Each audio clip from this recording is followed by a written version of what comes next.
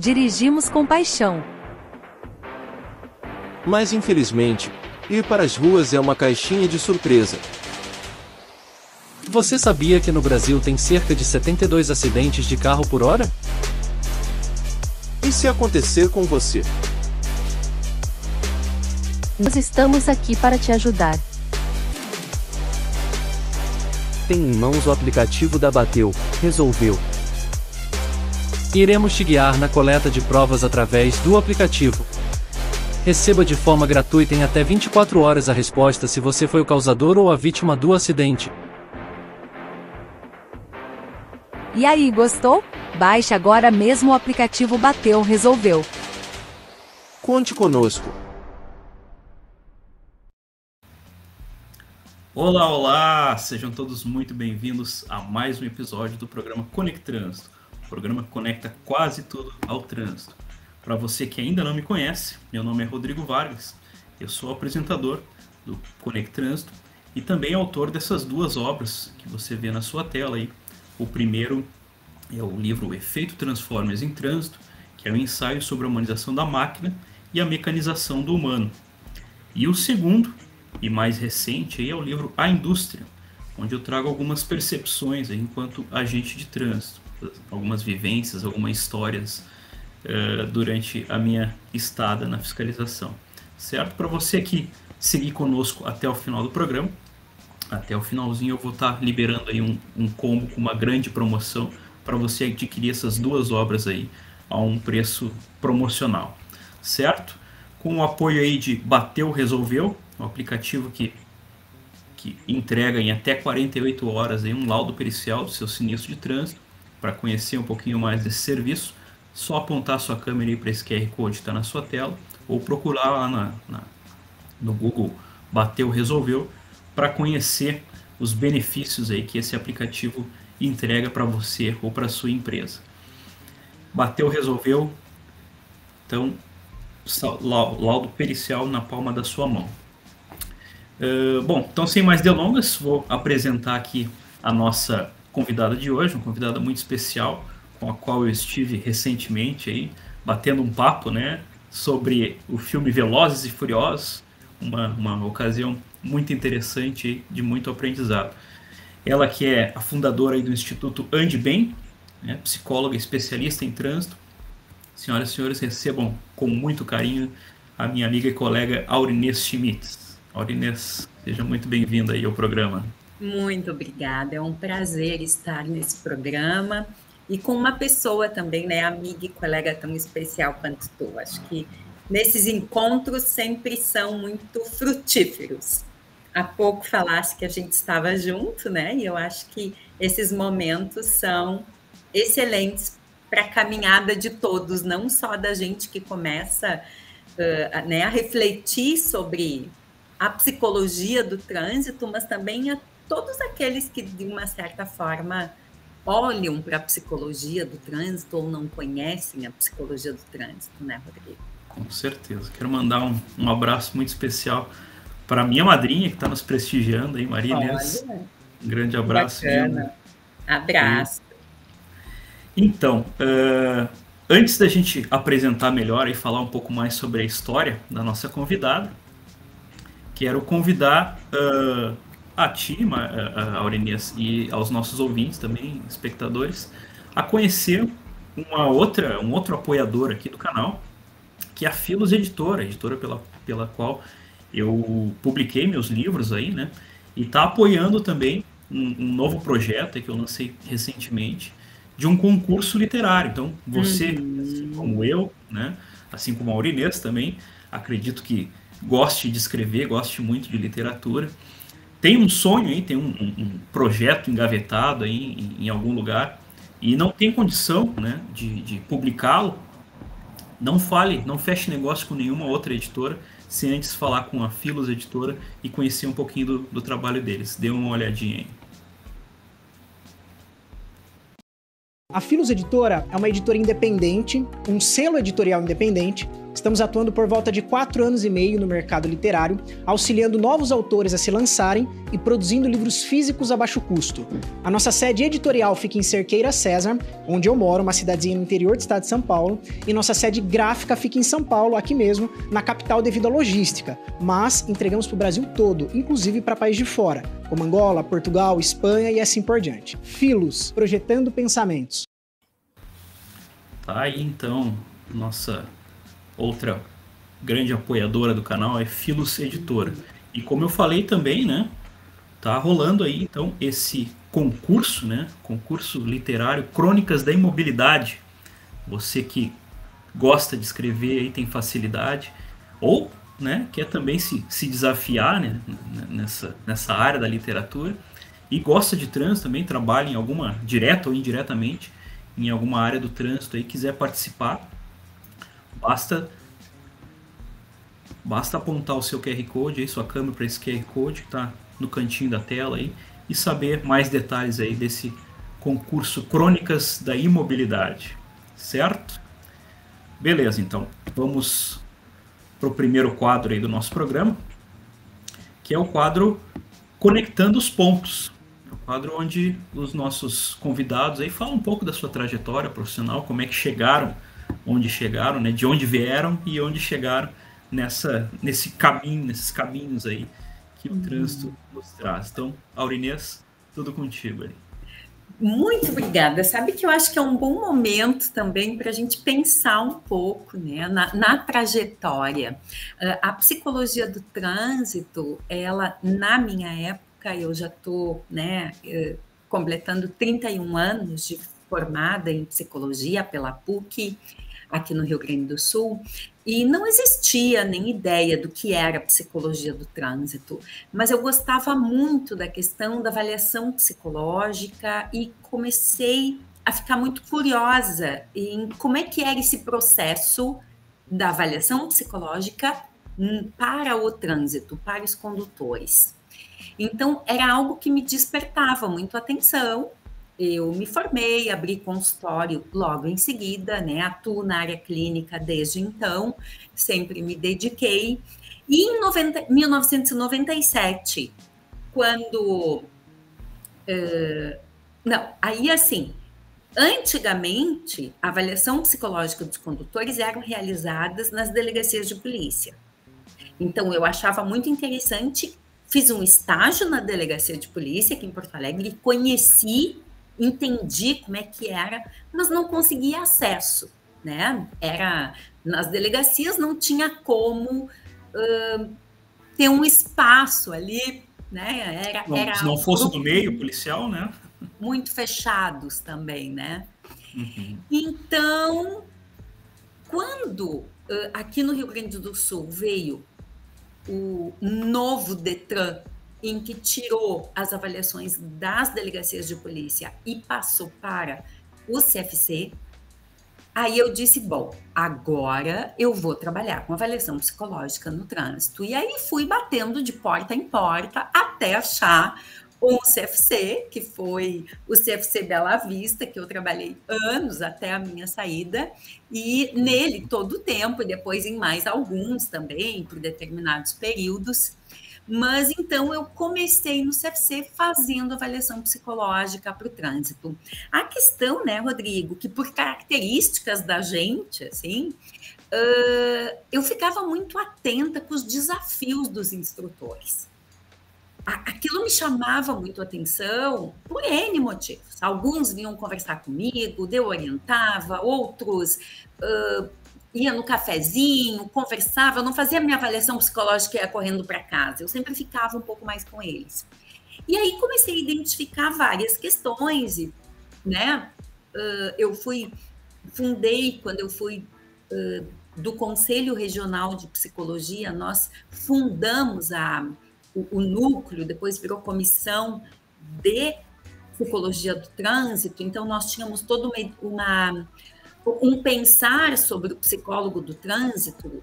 Isso foi de 98 a 2002, 98, 99, 2000, 98 a 2000, 3 anos do CRP. Então, eu recém tinha entrado, a gente entrou, então era toda uma questão, assim, quem é o psicólogo do trânsito? Então, eu sempre fui muito ativa nesse sentido.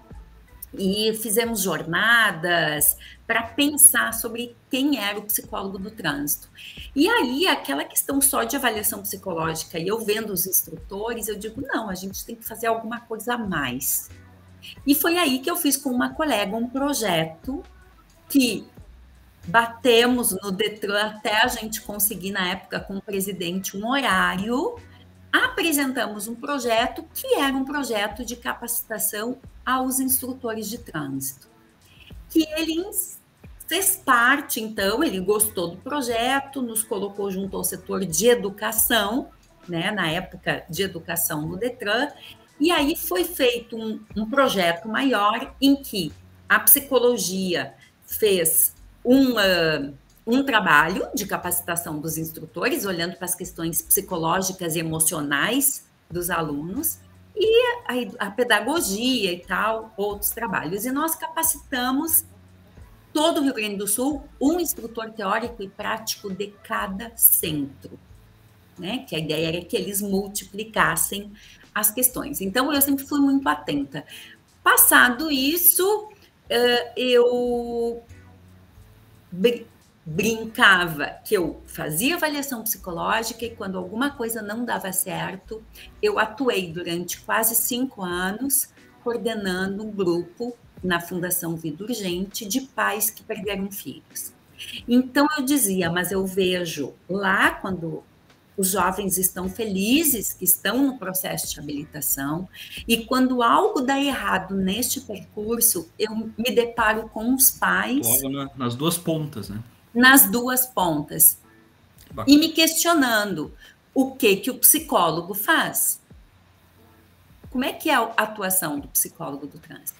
Então, durante 5 anos, eu coordenei grupo de pais que perderam filhos, saí, fui para a diretoria da Sociedade de Psicologia do Rio Grande do Sul e lá conheci uma colega e conversando com ela eu digo, nós precisamos fazer alguma coisa diferente. E ela topou.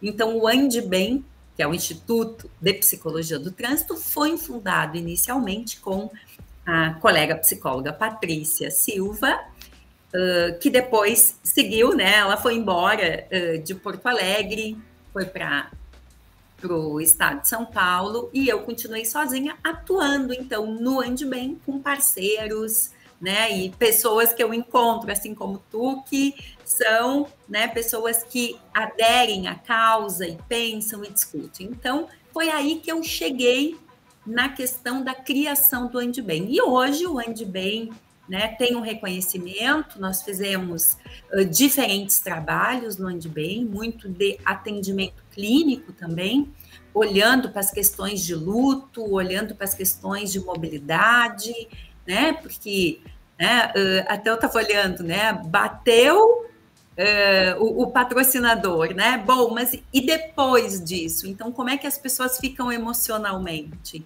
Então, o Andbem, ele é um espaço que acolhe essas pessoas e nós fizemos diferentes trabalhos, então, tanto na área clínica, quanto na área de capacitações, quanto, né, na área de cursos, né, de capacitação, tem inclusive preparação emocional para o exame prático de direção, que esse foi 100% online. A gente identificou que muitas pessoas não passam na prova de habilitação por questões emocionais. Né, abordando os aspectos psicológicos da habilitação, esse é um curso também totalmente online, voltado para a capacitação do instrutor de trânsito. Né? Atualmente, além, né, de ser a diretora e a fundadora do Andbem, eu sigo, né, como especialista em psicologia do trânsito e psicologia clínica, então eu sigo atendendo na área clínica, fazendo um curso de formação também psicanalítica na Sociedade Brasileira de Porto Alegre, de psicanálise. Então, assim, eu sigo, acho que a gente, quando é da área psi, a gente está estudando sempre, né? E fiz o meu mestrado com alcoolemia no trânsito. Então, assim, quando eu estava, né, doente bem, eu digo, não, vou fazer o mestrado, fiz o mestrado com a questão da alcoolemia no trânsito. Então, é um percurso de muita dedicação para esse olhar da mobilidade, né, os efeitos dessa mobilidade. E algumas pessoas perguntam, né, Rodrigo, mas por que sempre pensam que o Ande Bem é da linha cognitiva comportamental, né? Eu digo, não, eu sou da linha psicanalítica, até tenho, e já tive colegas e parceiros que eram da linha cognitiva comportamental, mas o meu entendimento é ligar o trânsito à questão da psicanálise, porque eu entendo que tem conexão, que tem relação. Então, é esse olhar que a gente vai dando, assim, e fomentando o pensar sobre a questão do trânsito, né? Para tentar entender o quase tudo do trânsito, como tu coloca. Olha, uma trajetória riquíssima, né? Eu não imaginava, né? Metade dos caminhos aí pelos quais tu percorreu. Muito legal. E fico muito feliz com o teu aceite, né? Participar aqui desse episódio, porque acho que tu com a tua experiência, tu pode esclarecer muitas dúvidas nossas aqui, dos nossos ouvintes. Beleza, então, primeiro quadro superado.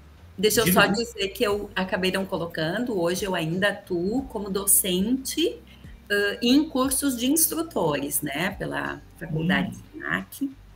Então, eu ainda, né, sigo atuando na área da docência nesse sentido, ligado sempre, de alguma forma, ao trânsito, à mobilidade. É uma área apaixonante, né? Uma vez que a gente se insere nessa área, como a gente diz lá no setor, uma vez que a gente é picada pelo mosquitinho do trânsito, a gente nunca mais se cura, né? Beleza. Como eu fiz o meu mestrado com alcoolemia no trânsito, a gente brincava que era uma cachaça que a gente não conseguia parar. É uma cachaça interminável.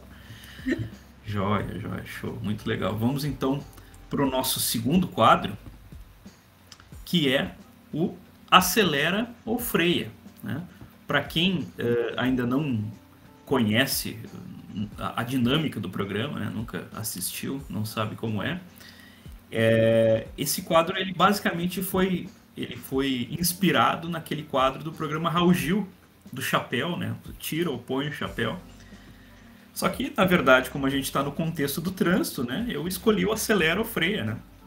Basicamente, eu exponho algumas situações, né, relacionadas ao trânsito para os nossos convidados e eles respondem se eles aceleram ou freiam, ou seja, se eles são a favor ou contra, né, e por quê, obviamente. Certo, então, Aurinês? Ok.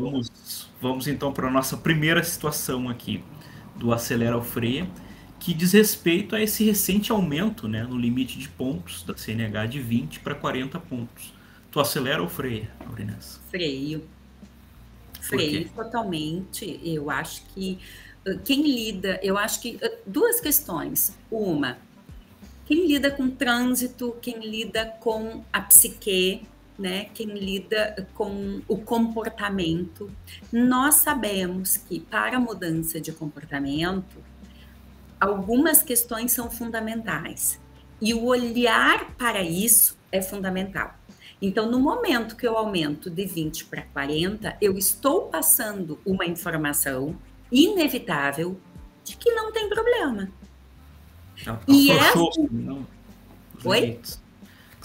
Se afrouxaram os limites, né? Se afrouxaram os limites.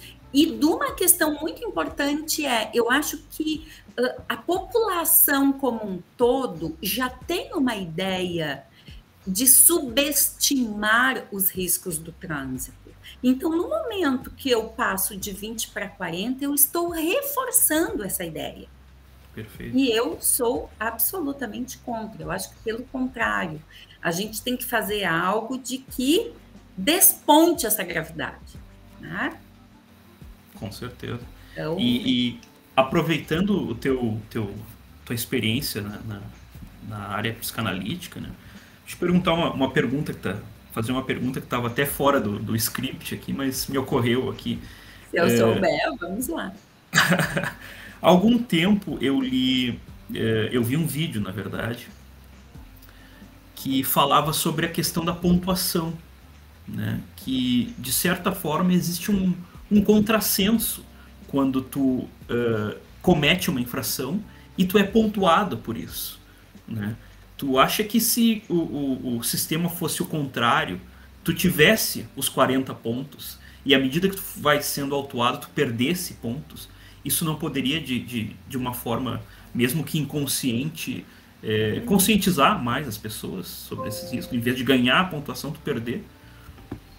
Sim, tem um efeito, né? A palavra ganhar e perder repercute de uma forma direta na pessoa, né? É algo inevitável. Se eu disser eu ganho, é sinal que eu estou ganhando coisas, que eu estou colocando, que é algo mais positivo. Tá? Então, à medida que vai aumentando os pontos, eu estou ganhando, né? Eu acho que pode ter, sim, um efeito... No mínimo contraditório, né? Perder, de pelo menos colocar, não, eu estou perdendo algo, significa que tem uma consequência negativa. Porque eu acho que o importante é a pessoa se dar conta de que não é ficar fazendo ali o cálculo, né? 10 mais 4 deu 14, deu... Não, é a consequência, o efeito que isso pode ter na sua vida, né? A gente sabe que 1 segundo muda tudo. Então, muitas vezes, nem chega a 20 pontos ou a 40. A vida da pessoa é transformada sem ter isto. Então, é importante que a pessoa pense o que ela está perdendo ou ganhando nessa suposição. Acho que pode ter um efeito na pessoa, mas antes de ter esse efeito, eu acho que nós temos que mudar algumas questões relativas ao trânsito, que é não subestimar o trânsito. Isso eu acho fundamental. Enquanto tu falava, eu pensava o quanto repetidas vezes já me ocorreu de chegar em algum evento, alguma festa, enfim, algum churrasco, e as pessoas, ao saberem, né, que eu sou originalmente agente de trânsito, virem me contar algum causo, né? Olha, uma vez eu fui multado assim, assado, né? Não sei o quê. E eu sempre digo, é mesmo? Que bom. As pessoas ficam me olhando assim, como assim? Que bom, né? Quem é que gosta de ser multado? Eu digo, não, que bom que tu foi multado, né? E tu sobreviveu, né? Pra contar dessa tua experiência, né? Porque muitas infrações de trânsito, né? Acabam gerando acidentes e as pessoas não têm a chance de voltar para contar essa história, né? Então, sempre atrás de algum acidente, né, seja fatal ou só material, geralmente tem alguma infração de trânsito, né, que foi cometida. Então, eu costumo brincar dessa forma, que bom que tu foi só autuada, né? E aí tem este efeito, né, da questão... Foi feita uma pesquisa há muitos anos atrás, de que a cada da quantidade de autuações que as pessoas realizavam e das quais elas eram multadas. Sim. Tu era multada a cada uma infinidade de infrações que tu cometia sem ser multado. Na IPTC a gente tem uma estimativa assim, de 3%. A cada 100 infrações que ocorrem, né, na via, somente 3% são flagradas, né? Viram multas, de fato. Então, assim, teria que ter um efeito, né, da própria pessoa pensar sobre esta questão, né? Concordo. E às vezes, quando ela recebe a multa, este seria o objetivo, né? Esta infração teria esse objetivo, cuidado que a próxima tu pode não receber.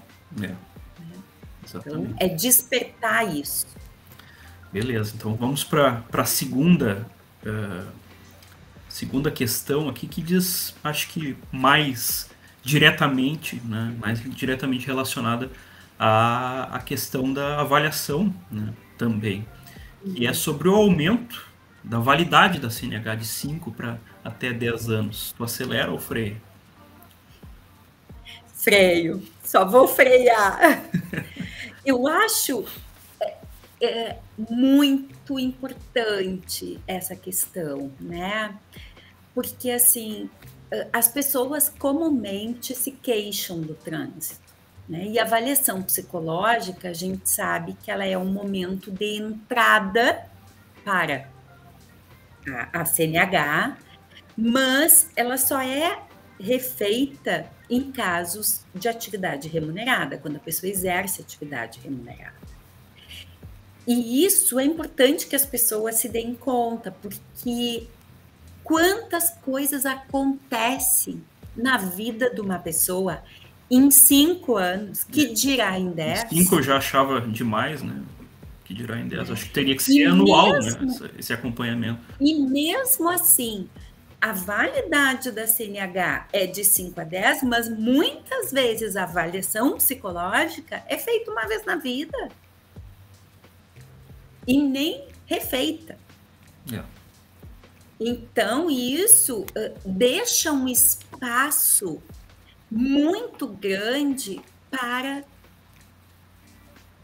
atuações, né? Uma margem muito grande.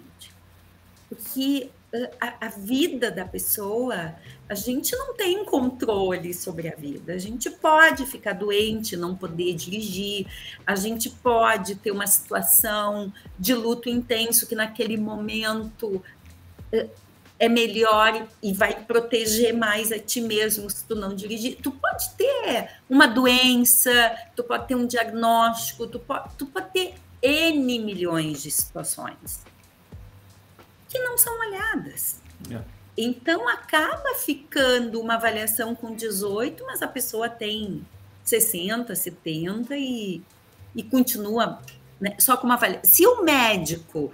E isso é uma questão importante, porque, assim, se nós sabemos que, em termos de desenvolvimento físico, existe uma perda de reflexos, uma perda, e aí voltamos a falar a questão da palavra perda, de um modo geral, será que a nossa mente continua igual?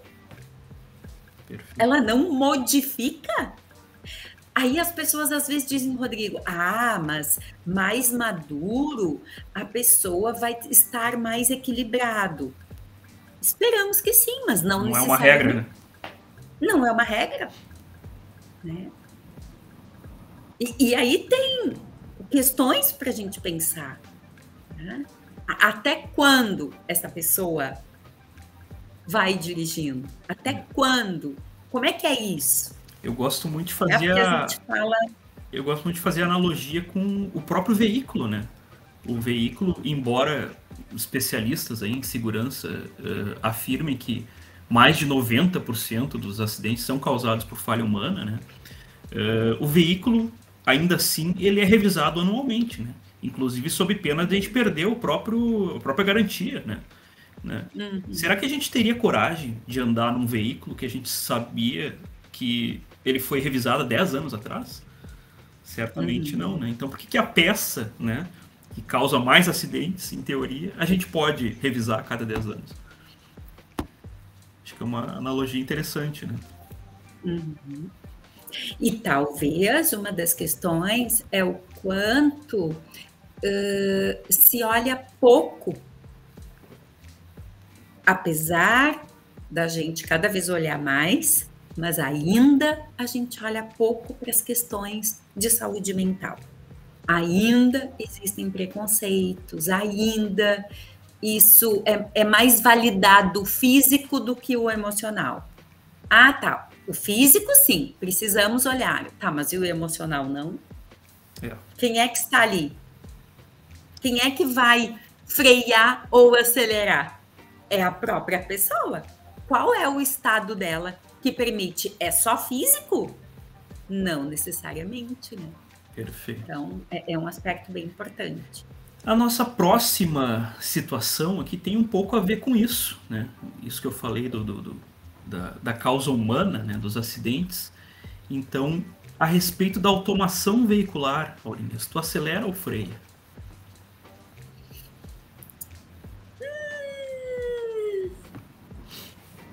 Olha, tem que dizer alguma coisa. Não dá para ficar parado, não, e pensar sobre isso. Eu debreio. Tá bom, isso, eu debreio. Não acelero nem freio. Eu acho... eu realmente, assim, eu acho que não tenho o que fazer com isso. Eu acho que isso veio, assim como a tecnologia veio, né? Não temos o que fazer com isso.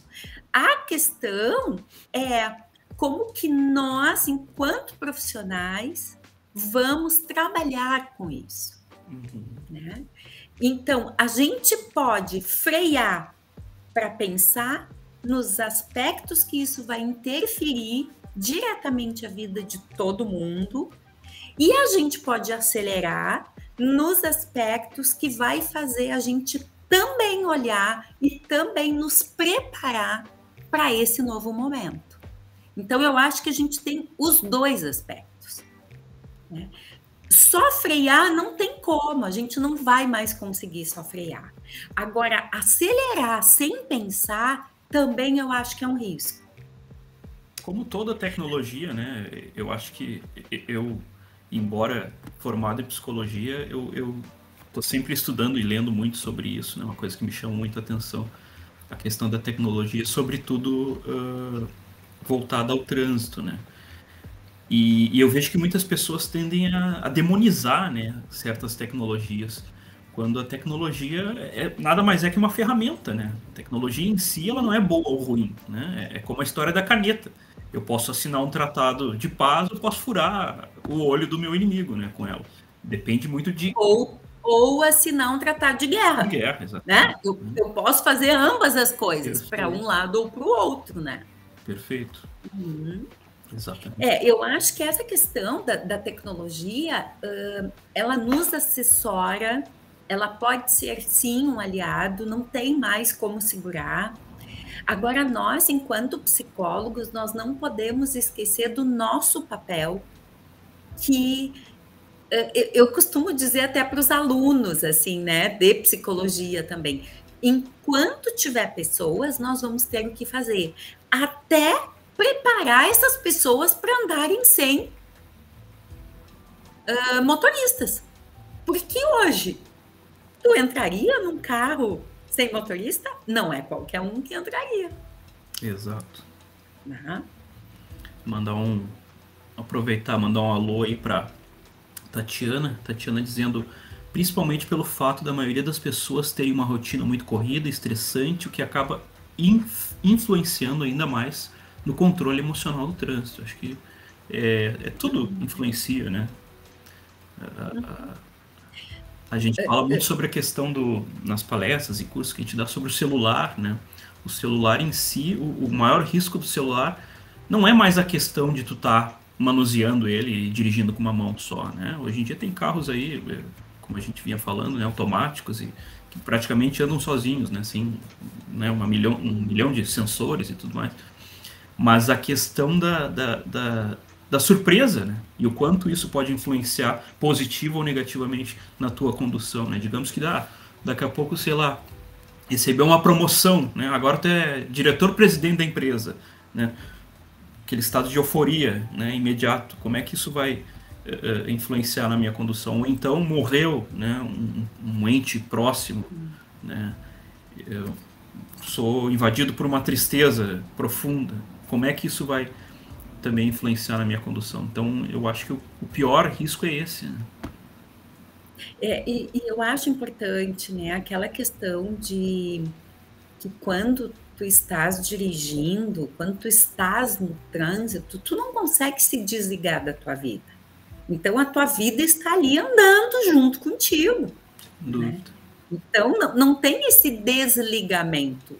Então, eu costumo dizer que o trânsito, até também escrevi um capítulo sobre isso, ele é um palco onde ocorre a nossa vida de forma ali, nua e crua. E dentro disso acontecem variadas situações, tanto de ajuda, de auxílio, quanto de violência.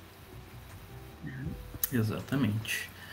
Bom, estamos nos encaminhando aí para o final do nosso programa. Vamos para o nosso último quadro, que é o quadro O Povo Quer Saber.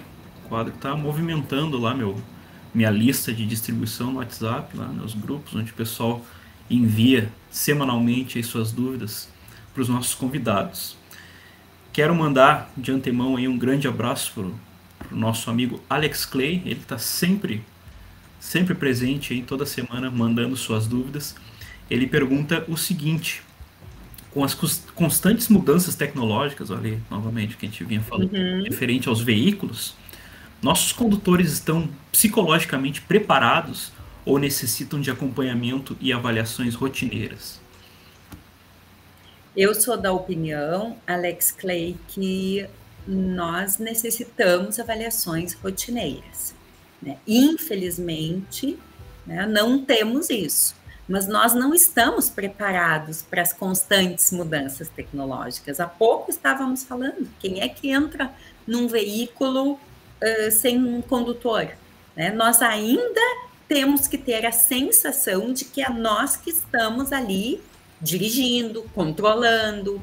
Então, vai necessitar um processo de conscientização, de sensibilização, de muito trabalho psíquico para a gente, né, deixar o outro conduzir por nós, né? E isso ocorre até quando tem outra pessoa, né? Vamos pensar assim, não é nem quando não tem ou quando tem.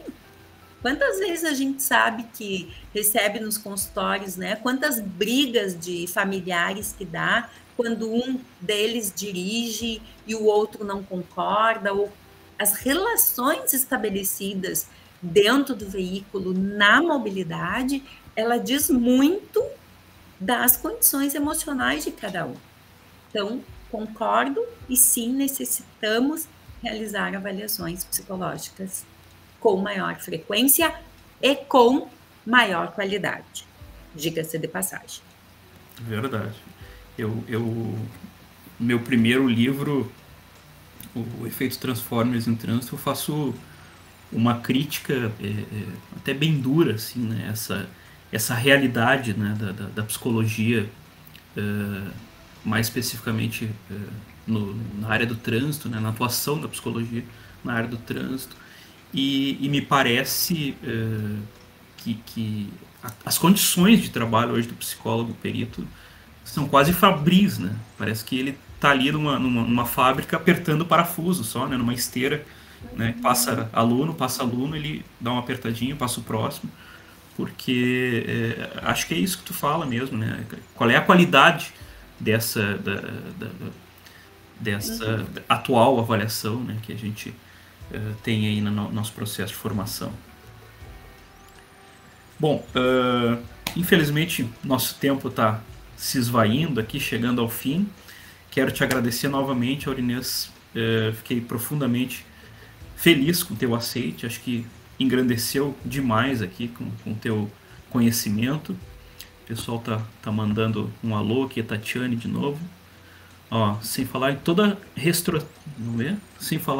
reestruturação que seria necessária no CTB, com certeza, com relação aos veículos autônomos.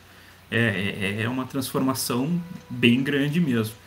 E sobre insegurança, eu sou uma pessoa que não teria coragem de estar em veículo sem motorista. Então, beleza, então. Aurinês, deixa para nós aí, para nossa audiência, tuas considerações finais aí, por favor. Bom, eu gostaria de agradecer esse momento. É um tema que realmente eu adoro, eu estudo, eu amo trabalhar com isso, né? É algo de mobilidade, faz a gente pensar muito também, porque tem a característica do trânsito essa, né? É estar em movimento, e isso faz a gente também pensar e não ficar parado esperando. Eu acho que isso é fundamental. Então, para te parabenizar com o programa Conect Trânsito, eu acho que é excelente, eu acho que nós precisamos, né, atuar com também o pensamento aberto e fazendo a diferença no trânsito. Quero te dar os parabéns e dizer que foi uma honra participar desse momento no programa. Que bom. Então, a todos que nos prestigiaram aí até o finalzinho, convido-os a voltarem na semana que vem, onde eu vou estar entrevistando meu amigo Vender Moraes, ele que é lá do estado do Pará e atualmente está como secretário de Segurança Pública lá na cidade onde ele atua. Vai estar conosco aí na semana que vem, certo? Então, a todos que nos prestigiaram, um grande abraço. Até semana que vem. Tchau, tchau. Tchauzinho.